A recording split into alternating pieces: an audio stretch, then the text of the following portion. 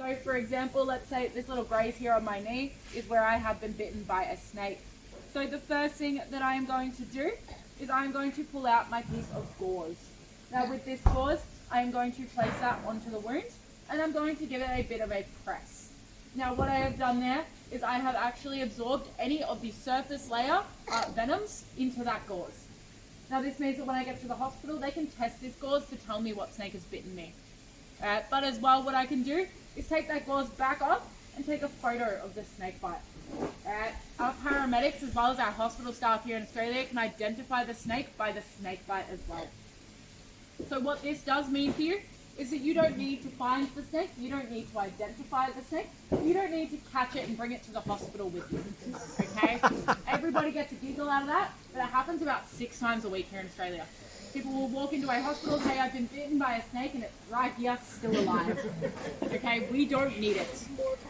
So after you've taken that photo, your gauze can go back onto that wound.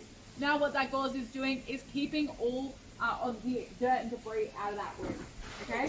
Then next up, we're going to grab our pressure bandage. Now, our pressure bandages here in Australia, they're really easy to use. Okay, they actually come with their very own instructions. So you will notice in the middle there, we've got some rectangles. Now, when we pull on those rectangles, we get some squares. Now, these squares indicate that we're cutting off 90% of the blood flow. All right? So what we want to do with this bandage is actually start right at the bite site. Then what we are going to do is make our way down the limb, keeping those lovely squares. Now, if you are bitten on the leg, your shoes and your socks will come off, and you will actually wrap all the way down to the tips of your toes. You will then make your way back up that limb, and you will wrap all the way to the top of your hip.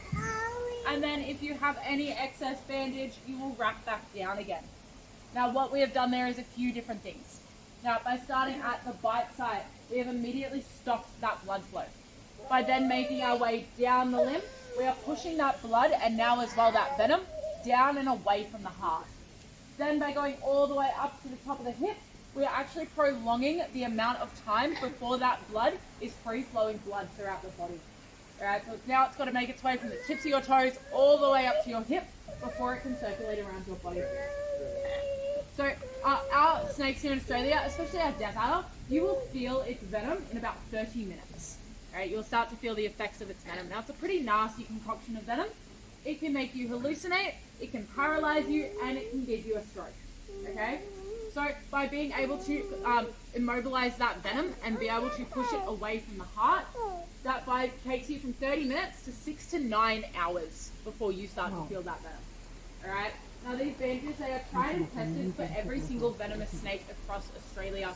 They do work and they work very, very well. Now this will work all the way from our common tree snake, which is one of our mildly venomous snakes here on the island, all the way to our inland taipan, which is that most venomous snake in the world. Now that is the doom, the gloom, and the scary about our snakes here in Australia. Does anybody still feel brave enough to hold fluoro? Yeah? I got a couple of nods, perfect. So what we will be doing, guys, for our younger ones, you're welcome to come and sit next to me, one by one. We will be putting our hands straight up in the air. I will lay fluoro across your lap, and then we can give her some nice and gentle pats.